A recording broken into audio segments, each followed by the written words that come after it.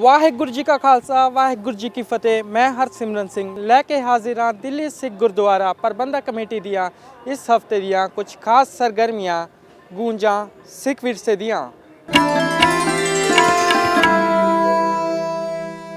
तक श्री हजूर साहब की सेवा संभाल एक गैर सिख अफसर नूं देण दे मसले ते दिल्ली सिख गुरुद्वारा प्रबंधक कमेटी वालों कड़ा विरोध जताया गया है।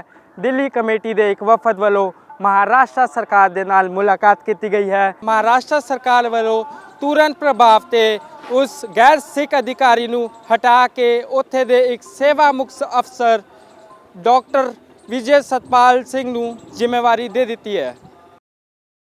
मैं ਧੰਨਵਾਦ करदा हाँ देवेंद्र फडणवीस जी का ਜਿਹੜੇ महाराष्ट्र के उप मुख्यमंत्री ने और जिन्हों ने इस गल की संजीदगी ਨੂੰ देखते हुए जो सेंसिटिविटी सी जो लोगों के विच एक गल आ रही सी कि एक गैर सिख ਨੂੰ बनाता गया मगर इन्होंने जिस तरीके के नाल एक रूटीन प्रोसैस लोकल डीसी की ड्यूटी लाई गई सी इस दी संजीदगी ਨੂੰ देखते हुए जिहड़ा अज फैसला लिया साडे आन ते साडे रिक्वेस्ट करन ते कि एक कौम दे विच बड़ी एक नमोशी है कि अगर किसी गैर सिख ਨੂੰ तक साहब का जिम्मेवारी सौंपी गई है। सो इन्होंने इसका उत्ते बिल्कुल संज्ञान लिया और सानू अश्योर करते हुए हुणे जिहड़ा नाम दिता है विजय सतबीर सिंह जी का उन्होंने बनाने का तुरंत हुणे फैसला लिया। सो मैं उन्हों का भी धन्यवाद करदा महाराष्ट्र के मुख्यमंत्री का उन्हों का भी धन्यवाद करदा कि यह फैसला सारे ने मिलकर जिहड़ा हुणे इमीजिएटली लिया गया। अज असीं सरदार मनजिंदर सिंह सिरसा जी की अगवाई दे विच महाराष्ट्र के डिप्टी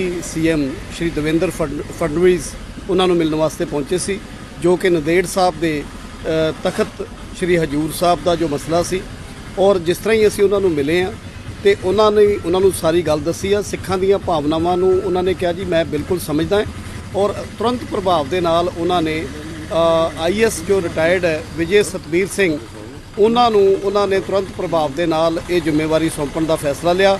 सो असी बहुत बहुत धन्यवाद करते हैं श्री देवेंद्र फडणवीस का और महाराष्ट्र की सरकार का कि जिहड़ी सिखां की भावना नूं समझते हुए और साडा जो इत्थों डेलीगेशन आया सी सरदार मनजिंदर सिंह सिरसा जी की अगवाई दे विच उसनूं उन्होंने तुरंत जिहड़ा एक्सैप्ट किया और असी उन्हां दा बहुत धन्यवाद करते हैं। राजस्थान के कोटा विच सिख नौजवान की हुई मौत के चलते पीड़ित परिवार वालों दिल्ली कमेटी नाल मुलाकात की गई। दिल्ली कमेटी वालों एक पत्र राजस्थान के मुख्यमंत्री अशोक गहलोत अते एक पत्र राजस्थान के DGP नूं लिख इंसाफ की मांग की अते पीड़ित परिवार नूं इंसाफ दिवाउण दा भरोसा दिवाया।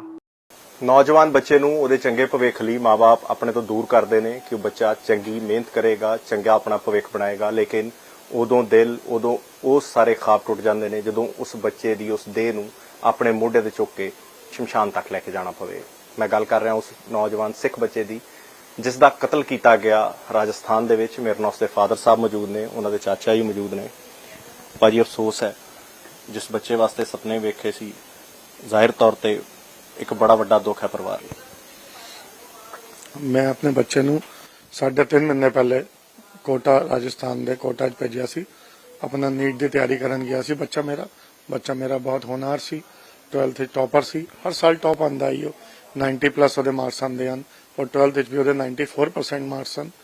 ਉੱਥੇ ਵੀ ਜਦ ਉਹ ਰੂਟੀਨ ਟੈਸਟ ਦੇ ਰਿਹਾ ਸੀ 620 580 570 ਇਸ ਤਰੀਕੇ ਨਾਲ ਉਹਦੇ ਨੰਬਰ ਆਉਂਦੇ ਸਨ ਤੇ ਬਹੁਤ ਖੁਸ਼ ਸੀ। ਉੱਥੇ ਉਹ ਆਪਣੀ ਪੂਰੀ ਮਿਹਨਤ ਨਾਲ ਉਹ ਤਿਆਰੀ ਕਰ ਰਿਹਾ ਸੀ ਆਪਣੀ ਔਰ ਉਹਦਾ ਵਾਸੰਤੀ ਏਜੰਸੀ ਦੇ ਮਾਲਿਕ ਔਰ ਉਹਨਾਂ ਦੇ ਸਾਹਮਣੇ ਆਪਣਾ ਹੋਸਟਲ ਦਾ ਮੈਨੇਜਮੈਂਟ ਜਿਹੜਾ ਵੇ ਔਰ ਇੱਕ ਬੱਚੇ ਤੇ ਵੀ ਸ਼ੱਕ ਸੀ ਉਹਦਾ ਵੀ ਅਸੀਂ ਨਾਮ FIR ਦਰਜ ਕਰਾਇਆ ਕਿਉਂਕਿ ਉਹਦੇ ਨਾਲ ਰੂਮ ਸ਼ੇਅਰ ਕਰਦਾ ਸੀ। ਤੇ ਇਹ ਇਨਸੀਡੈਂਟ ਹੋਇਆ ਕਿਵੇਂ ਤੇ ਰਾਤ ਨੂੰ ਉਹ 7:15 ਵਜੇ ਤੱਕ ਤੇ ਆਪਣਾ ਆਨਲਾਈਨ ਸੀ। ਉਹਦੇ ਬਾਅਦ ਉਹਨੂੰ ਕਿਸੇ ਨੇ ਆਪਣਾ ਪਿੱਛੇ ਹੱਥ ਬੰਨ ਕੇ 8 ਗੱਡਾਂ ਮਾਰੀਆਂ ਪਿੱਛੇ ਹੱਥ ਤੇ ਔਰ ਗੱਲੇ ਤੇ ਪੰਨੀ ਪਾ ਕੇ ਪੂਰਾ ਉਹਦਾ ਸਾਹ ਕੋਟ ਕੇ ਦਮ ਕੋਟ ਕੇ ਉਹਨੂੰ ਮਾਰ ਦਿੱਤਾ ਗਿਆ। ਤੁਹਾਨੂੰ ਕਿਵੇਂ ਪਤਾ ਲੱਗਾ ਇਸ ਬਾਰੇ? ਸਾਨੂੰ ਸਵੇਰੇ ਕਿਸੇ ਗਾਰਡੀਅਨਸ ਦਾ ਫੋਨ ਆਇਆ ਉੱਥੋਂ ਦੀ ਕਿ ਆਪਕੇ ਬੱਚੇ ਨੇ ਸੁਸਾਈਡ ਕਰ ਲਿਆ ਹੈ ਤਾਂ ਸਾਨੂੰ ਜਾਣਕਾਰੀ ਮਿਲੀ। ਅਸੀਂ ਫਿਰ ਵਾਸੰਤੀ ਦੇ ਮੈਨੇਜਰ ਨੂੰ ਫੋਨ ਕੀਤਾ मुकेश शर्मा नू तो उसने फोन उठाया कहता हाँ आपके बच्चे ने सुसाइड कर लिया और पुलिस उसके रूम में है तफ्तीश कर रही है। और मैं कहा साडा बच्चा सुसाइड कर ही नहीं सकता। मैं उसनों एक फोन ते एक गल कही कि जब तक साडा परिवार का कोई बंदा ना आ जाए तब तक साडे बच्चे नू कोई भी हाथ नहीं लगाएगा। तो ਉਹਦੇ बाद साडा सिख समाज उत्ते पहुंच गया सी 12:30 बजे 3:30 बजे ਉਹਦੇ ਬੱਚੇ ਦੇ ਚਾਂਸੀ ਤੋਂ ਨਾਨਾ ਨਾਨੀ पहुंच गए परिवार दे होर पहुंच गए सब। ਅਸੀਂ पहुंचे शामी 7 बजे ਉਹ ਪੁਲਿਸ ਉਹਨੂੰ ਸੁਸਾਈਡ ਬਣਾਉਣ ਨੂੰ ਲੱਗੀ ਰਹੀ। जब ਅਸੀਂ ਸ਼ਾਮੀ थाने अपनी तहरीर देने गए तो कहना तहरीर तो हम पे आ गई मैनेजर की तरफ से। तो मैनेजर कौन होता है तहरीर लेने देने वाला?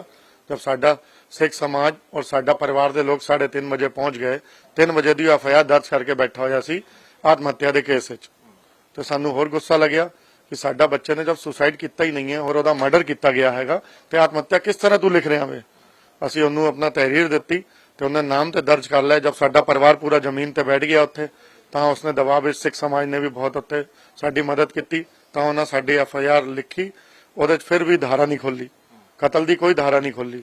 ਫਿਰ ਉੱਥੇ ਬਾਬਾ ਲੱਖਾ ਜੀ ਸਨ, ਅਸੀਂ ਉਹਨਾਂ ਨੂੰ ਗੁਹਾਰ ਲਗਾਈ, ਉਹਨਾਂ ਨੇ ਫੋਨ ਕੀਤਾ IG ਨੂੰ। ਫਿਰ SP ਨੂੰ ਸਵੇਰੇ ਅਸੀਂ ਮਿਲੇ 10 ਵਜੇ, ਤਾਂ ਉਸਨੇ ਕਿਹਾ ਤੁਸੀਂ ਕੀ ਚਾਹੁੰਦੇ ਹੋ? ਅਸੀਂ ਕਿਹਾ ਸਾਡੇ ਬੱਚੇ ਦਾ ਕਤਲ ਹੋਇਆ ਤੇ ਤੁਸੀਂ ਜੋ ਕਤਲ ਦੀ ਜੋ ਧਾਰਾ ਹੁੰਦੀ ਹੈ ਲਿਖੋ, ਉਹਨੂੰ ਦਰਜ ਕਰੋ।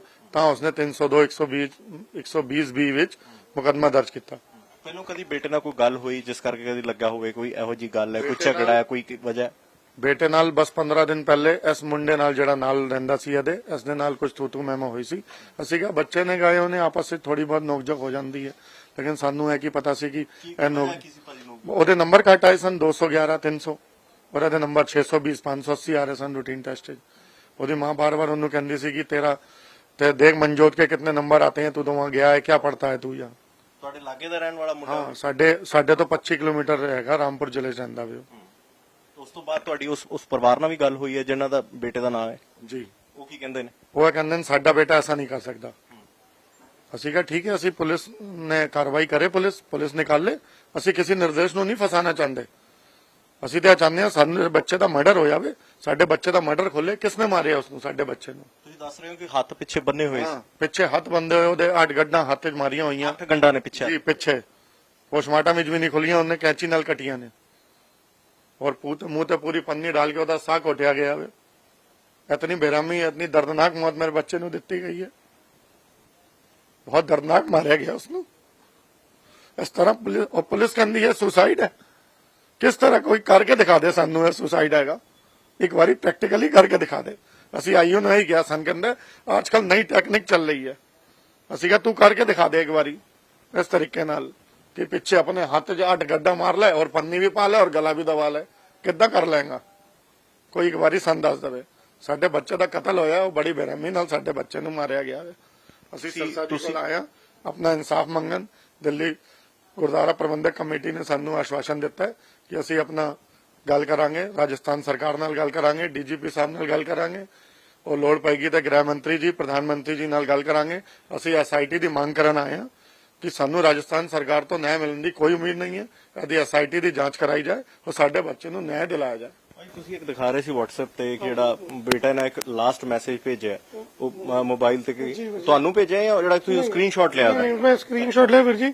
ਕੱਲ ਜਦ ਬੱਚੇ ਦਾ ਭੋਗ ਸੀ ਤੇ ਉੱਥੇ ਉਹਦੀ ਕਲਾਸ ਦੇ ਜਿਹੜੇ ਬੱਚੇ ਨਾਲ ਪੜ੍ਹਦੇ ਸੀ ਉਹ ਵੀ ਉੱਥੇ ਆਏ ਸੀ ਤੇ ਅਸੀਂ ਬੱਚਿਆਂ ਨੂੰ ਕਿਹਾ ਬਈ ਤੁਹਾਡੀ ਲਾਸਟ ਕੀ ਗੱਲ ਹੋਈ ਸੀ? ਤੇ ਉਹਦੀ ਕਲਾਸਮੇਟ ਸੀ ਜਿਹੜੀ ਕੋਟਾ ਉਹਦੇ ਨਾਲ ਹੀ ਸੀ, ਉਸ ਉਹਦੇ ਨੂੰ ਚੈੱਕ 12th ਵਿੱਚ ਨਾਲ ਸੀ, ਉਸ ਨੇ ਉੱਥੇ ਦਿਖਾਇਆ ਕਿ ਦੇਖੋ ਜੀ ਮੇਰੀ ਉਹਦੇ ਨਾਲ ਲਾਸਟ 12:18 ਤੇ ਇੱਕ ਵਾਰੀ ਗੱਲ ਹੋਈ ਹੈ, ਠੀਕ ਹੈ। ਉਹਦੇ ਬਾਅਦ ਲਾਸਟ ਮੈਂ ਉਹਨੂੰ ਲਿਖਿਆ ਗੁੱਡ ਅਬ ਸੋ ਜਾ ਭਾਈ, ਤੇ ਉਸ ਮੈਨੂੰ 1:17 ਤੇ ਮੈਸੇਜ ਕੀਤਾ ਹਾਂ ਬਸ ਸੋ ਰਹਾ ਹੂੰ, ਔਰ ਉਸ ਉਬਾਸੀ ਲੰਦੋ ਇਮੋਜੀ भेजी है कि भाई हुण मैं थके आया हूं, मैं सो रहा हूं। ਜਿਹੜਾ ਬੰਦਾ ਵੀਰ ਜੀ 1:17 ਤੇ ਇਹ ਮੈਸੇਜ ਕਰ ਰਿਹਾ ਹੋਵੇਗਾ ਕਿਸੇ ਨੂੰ, ਉਹ ਕਿ ਉੱਠ ਕੇ 10 ਮਿੰਟ ਬਾਅਦ ਆਖੇਗਾ ਹੁਣ ਮੇਰਾ ਦਿਲ ਨਹੀਂ ਲੱਗ ਰਿਹਾ, ਮੈਂ ਸੁਸਾਈਡ ਕਰ ਲਾਂ। ਅਗਰ ਕਿਸੇ ਬੱਚੇ ਨੂੰ ਕੋਈ ਸੁਸਾਈਡ ਦੀ ਕੋਈ ਗੱਲ ਹੁੰਦੀ ਹੈ, ਕਿੰਨਾ ਵੱਡਾ ਪ੍ਰੈਸ਼ਰ ਹੁੰਦਾ ਕਿਸੇ ਦੇ ਕੋਈ ਦਿਮਾਗ 'ਚ ਹੁੰਦਾ। ਸਾਡੇ ਬੱਚੇ ਨੂੰ ਲਿਟਰਲੀ ਬਹੁਤ ਬੇਰਹਿਮੀ ਨਾਲ ਮਾਰਿਆ ਗਿਆ। 12:05 ਤੇ ਲਗਭਗ ਬੱਚੇ ਦਾ ਦਰਵਾਜ਼ਾ ਬੱਚੇ ਨੇ ਖੋਲਿਆ ਔਰ ਨਾਲ ਵਾਲੇ ਕਮਰੇ 'ਚ ਆ ਕੇ, ਕਿਉਂਕਿ ਇਹ ਦੋਸਤ ਆਪਸ 'ਚ ਇਕੱਠੇ ਸੌਂਦੇ ਸਨ ਰਾਤੀ। ਕਦੀ ਉਹ ਇਹਦੇ ਕਮਰੇ ਸੋ ਜਾਂਦਾ ਸੀ ਜਾਂ ਕਦੀ ਉਹ ਇਹਦੇ ਸੋ ਜਾਂਦਾ ਸੀ, ਕਿਉਂਕਿ ਬੱਚੇ ਗਏ ਹੋਏ ਸਨ ਰਾਤੀ 1 ਵਜੇ ਤੱਕ ਪੜ੍ਹੇ, ਉਹਦੇ ਬਾਅਦ ਨਾਲ ਸੋ ਜਾਂਦੇ। ਬੱਚੇ ਦਾ ਸਾਡੇ ਦਰਵਾਜ਼ਾ ਜਾਂ ਤਾਂ ਧੋਖੇ ਨਾਲ ਖੁਲਵਾ ਲਿਆ ਜਾਂ ਬੱਚੇ ਨੇ ਦਰਵਾਜ਼ਾ ਖੁੱਲਾ ਛੱਡ ਦਿੱਤਾ ਕਿ ਉਹਨੇ ਆ ਕੇ ਮੇਰੇ ਕੋਲ ਸੋਏਗਾ, ਤੇ ਐਸੀ ਚੀਜ਼ ਦਾ ਫਾਇਦਾ ਉਠਾ ਕੇ ਉਹਦੇ ਗਲਾ ਦਬਾ ਕੇ ਉਹਨੂੰ ਪਿੱਛੋਂ ਹੱਥ ਬੰਨ੍ਹ ਕੇ ਮਾਰਿਆ ਗਿਆ। ਤੁਹਾਨੂੰ ਸ਼ੱਕ ਹੋਸਟਲ ਵਾਲਿਆਂ ਤੇ ਹੈ, ਬੱਚੇ ਤੇ ਵੀ ਹੈ? ਬੱਚੇ ਤੇ, ਔਰ ਕਿਉਂਕਿ ਇਹ ਕੰਮ ਇੱਕ ਬੰਦੇ ਦਾ ਨਹੀਂ ਹੋ ਸਕਦਾ, ਇੱਕ ਬੰਦਾ ਇਸ ਤਰੀਕੇ ਨਾਲ ਨਹੀਂ ਕਰ ਸਕਦਾ। ਇਸ ਕਰਕੇ ਹੋਸਟਲ ਵਾਲੇ ਸਾਰੇ ਇਹਦੇ ਵਿੱਚ ਮਿਲੇ ਹੋਏ ਨੇ, ਸਭ ਦਾ ਨਾਲ ਹੈਗਾ ਬਿਲਕੁਲ। ਉੱਥੇ ਮੁਲਾਕਾਤ ਕੀਤੀ ਪ੍ਰਸ਼ਾਸਨ ਨਾਲ ਵਗੈਰਾ ਨਾਲ ਮਿਲੇ? ਉੱਥੇ ਹਾਂ, ਪ੍ਰਸ਼ਾਸਨ ਨਾਲ ਮਿਲੇ। ਉਹ ਤਾਂ ਕਹਿੰਦੇ ਨੇ ਸੁਸਾਈਡ ਦਾ ਮੁਕੱਦਮਾ, ਉਹਨਾਂ ਦਾ ਇੱਕ ਗੱਲ ਦੇ ਇਲਾਵਾ ਦੂਜੀ ਗੱਲ ਹੀ ਨਹੀਂ ਕਰ ਰਹੇ, ਕਿਉਂਕਿ ਉੱਥੇ ਅੱਜ ਤੱਕ ਕਿਸੇ ਦਾ ਮੁਕੱਦਮਾ ਲਿਖਿਆ ਹੀ ਨਹੀਂ ਗਿਆ। ਜੋ ਬੱਚੇ ਉੱਥੇ ਮਰਦੇ ਨੇ ਸਭ ਨੂੰ ਸੁਸਾਈਡ ਕੀਤਾ ਜਾਂਦਾ, ਕੋਈ ਬਿਹਾਰ ਦਾ ਹੁੰਦਾ, ਕੋਈ ਬਾਹਰ ਦਾ ਹੁੰਦਾ, ਸਭ ਬੱਚੇ ਬਾਹਰ ਦੇ ਮਰਦੇ ਨੇ। ਕੋਈ ਲੋਕਲ ਦਾ ਬੱਚਾ क्यों नहीं मरदा उत्थे, क्यों सुसाइड नहीं करता? एक हफ्ते पहले उस बच्चे का पापा को फोन आया, पापा कोई ऐसी जमीन खरीद के रखना जिसपे हम लोग हॉस्पिटल बनाएंगे, और वो चाहता सी कि मैं देश और समाज की सेवा करा, एक चैरिटेबल हॉस्पिटल बनाने का उसका सपना सीगा। ਜਿਹੜਾ ਬੰਦਾ 7 ਤਰੀਕ ਸਾਡਾ ਬੱਚਾ ਦੀਵਾਲੀ ਤੇ ਛੁੱਟੀ ਤੇ ਆने ਦੀ ਰਿਜ਼ਰਵੇਸ਼ਨ ਕਰਾ ਗਿਆ ਕਿ ਮੈਂ 7 ਤਰੀਕ ਆਵਾਂਗਾ 14 ਤਰੀਕ ਵਾਪਸ ਜਾਵਾਂਗਾ, ਕਿ ਤੁਹਾਨੂੰ ਲੱਗਦਾ ਕਿ ਉਹ ਕੋਈ ਐਸਾ ਕੰਮ ਕਰ ਸਕਦਾ ਹੈ? ਜ਼ਾਹਿਰ ਤੌਰ ਤੇ ਕਿ ਜਿਹੜਾ ਬੱਚਾ ਇੰਨਾ ਹੋਣਹਾਰ ਹੋਵੇ, ਉਹਦੇ ਨਾਲ ਇਹੋ ਜਿਹਾ ਕੰਮ ਹੋਵੇ, ਤੇ ਸਵਾਲ ਕਾਨੂੰਨ ਵਿਵਸਥਾ ਤੇ ਸਰਕਾਰ ਤੇ ਜ਼ਰੂਰ ਖੜੇ ਹੁੰਦੇ ਨੇ। ਜਿਸ ਤਰੀਕੇ ਦੇ ਨਾਲ ਪੁਲਿਸ ਦਾ ਰਵੱਈਆ, ਪੁਲਿਸ ਪ੍ਰਸ਼ਾਸਨ ਨੇ ਜਿਸ ਤਰੀਕੇ ਦੇ ਨਾਲ ਇਹ ਸ਼ੋਅ ਕਰਨ ਦੀ ਕੋਸ਼ਿਸ਼ ਕੀਤੀ ਗਈ ਕਿ ਇਸ ਬੱਚੇ ਦੀ ਨੇ ਆਤਮ ਹੱਤਿਆ ਕੀਤੀ ਹੈ, ਸੁਸਾਈਡ ਕੀਤੀ ਹੈ, ਮਗਰ ਜਿਸ ਹਾਲਾਤ ਦੇ ਵਿੱਚ ਬੋਡੀ ਮਿਲੀ ਔਰ ਉਹਨਾਂ ਦੇ ਪਰਿਵਾਰ ਨੇ ਜਿਸ ਤਰੀਕੇ ਨਾਲ ਆ ਜਾ ਕੇ ਸਾਨੂੰ ਦੱਸਿਆ ਕਿ ਜਿਹੜੀ ਬੋਡੀ ਨੂੰ ਪਿੱਛੋਂ ਟਾਈ ਅਪ ਕਰਤਾ ਗਿਆ ਸੀ, ਹੱਥਾਂ ਨੂੰ ਬੰਨ੍ਹਤਾ ਗਿਆ, ਔਰ ਉਹ ਬੱਚਾ ਕਿਸ ਤਰੀਕੇ ਦੇ ਨਾਲ ਆਪ ਸੁਸਾਈਡ ਕਰ ਸਕਦਾ ਹੈ, ਬੜੀ ਸੀਰੀਅਸ ਮੈਟਰ ਹੈ। ਔਰ ਇਹਨੂੰ ਅੱਜ ਦਿੱਲੀ ਸਿੱਖ ਗੁਰਦੁਆਰਾ ਪ੍ਰਬੰਧਕ ਕਮੇਟੀ ਦੇ ਦਫ਼ਤਰ ਦੇ ਵਿੱਚ ਉਹਦੇ ਫਾਦਰ, ਮਨਜੋਤ ਦੇ ਫਾਦਰ ਸਰਦਾਰ ਹਰਜੋਤ ਸਿੰਘ ਜੀ ਔਰ ਉਹਨਾਂ ਦੇ ਰਿਸ਼ਤੇਦਾਰ ਸਾਰੇ ਇੱਥੇ ਪਹੁੰਚੇ ਹੈ। ਇਹ ਗੱਲ ਬਿਲਕੁਲ ਸਾਫ਼ ਨਜ਼ਰ ਆਉਂਦੀ ਹੈ ਕਿ ਕਿਧਰੇ ਨਾ ਕਿਧਰੇ ਪੁਲਿਸ ਦੀ ਢਿੱਲ ਲੱਗ ਰਹੀ ਹੈ ਇਸ ਕੇਸ ਨੂੰ ਦੇਖਣ ਵਾਸਤੇ, ਔਰ ਅਸੀਂ ਇਹਨਾਂ ਨੂੰ ਅਸ਼ੋਰ ਕੀਤਾ ਕਿ ਆਉਣ ਵਾਲੇ 2 ਦਿਨਾਂ ਦੇ ਵਿੱਚ ਅਸੀਂ ਇਹਨਾਂ ਦੀ ਸਾਰੀ ਕਾਰਵਾਈ ਨੂੰ ਉੱਪਰ ਤੱਕ, ਭਾਵੇਂ ਸਟੇਟ ਦੇ ਸੀਐਮ ਦੇ ਨਾਲ ਗੱਲ ਕਰੀਏ, ਡੀਜੀਪੀ ਸਾਹਿਬ ਨਾਲ ਗੱਲ ਕਰੀਏ, ਇਸ ਗੱਲ ਨੂੰ ਅਸ਼ੋਰ ਕਰਾਵਾਂਗੇ ਕਿ ਜਿਹੜੇ ਬੰਦੇ ਹੈਗੇ ਨੇ ਉਹਨਾਂ ਦੇ ਉੱਤੇ ਕਾਰਵਾਈ ਕੀਤੀ ਜਾਏ ਔਰ ਉਹ ਜਿਹੜੇ ਅਸਲੀ ਮੁਜਰਮ ਨੇ ਉਹਨਾਂ ਨੂੰ ਫੜਿਆ ਜਾਏ, ਨਾ ਕਿ ਇਹ ਸੁਸਾਈਡ ਦਾ ਕੇਸ ਕਰਕੇ ਇਸ ਕੇਸ ਨੂੰ ਕਲੋਜ਼ ਕੀਤਾ ਜਾਏ। ਸੋ ਅੱਜ ਸਰਦਾਰ ਹਰਜੋਤ ਸਿੰਘ ਜੀ ਇੱਕ ਬੜੀ ਉਮੀਦ ਲੈ ਕੇ, ਕਿਉਂਕਿ ਦਿੱਲੀ ਸਿੱਖ ਗੁਰਦੁਆਰਾ ਪ੍ਰਬੰਧਕ ਕਮੇਟੀ ਹਮੇਸ਼ਾ ਉਹਨਾਂ ਲੋਕਾਂ ਦੇ ਨਾਲ ਖਲੋਤੀ ਹੈ, ਉਹਨਾਂ ਆਪਣੇ ਭਰਾਵਾਂ ਦੇ ਨਾਲ ਜਿਹੜੀ ਗੁਰਦੁਆਰਾ ਜਿਹੜੇ ਇਸ ਦੇਸ਼ ਦੇ ਵਿੱਚ ਆਪਣੀ ਆਵਾਜ਼ ਉਠਾਉਂਦੇ ਨੇ ਔਰ ਸਿੱਖ ਕੌਮ ਦੇ ਨਾਲ ਖੜੀ ਹੈ।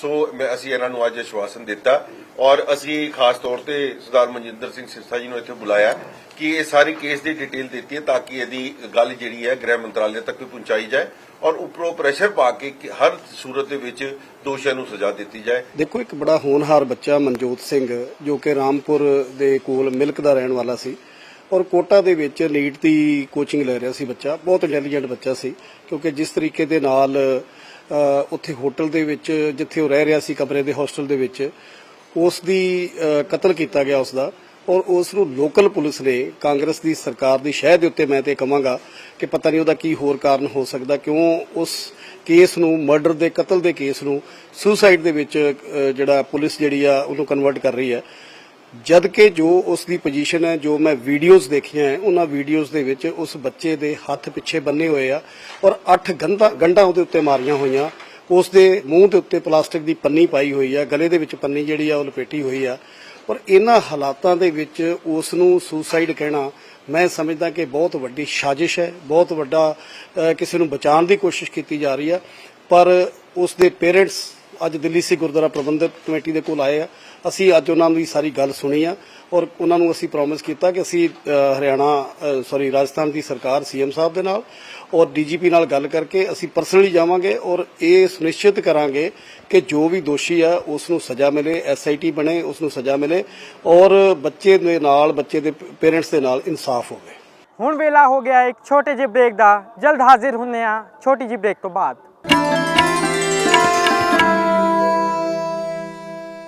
ਬੀਤੇ ਹੀ ਦਿਨ ਜਰਮਨ ਹਵਾਈ ਸੈਨਾ ਦੇ ਮੁਖੀ ਦਿੱਲੀ ਦੇ ਬੰਗਲਾ ਸਾਹਿਬ ਗੁਰਦੁਆਰੇ ਵਿੱਚ ਨਤਮਸਤਕ ਹੋਏ, ਜਿੱਥੇ ਉਹਨਾਂ ਵੱਲੋਂ ਰੁਮਾਲਾ ਸਾਹਿਬ ਭੇਟ ਕੀਤਾ ਗਿਆ।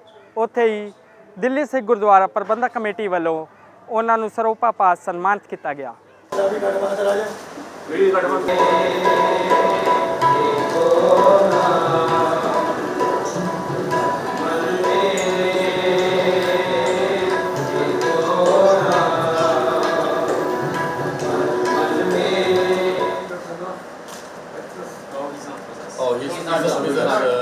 I'm really honored to be here at this place, and I'm humbled, and especially the idea that all people are equal, that everybody, doesn't matter what religion, and if it's rich or poor, can go here and pray and eat.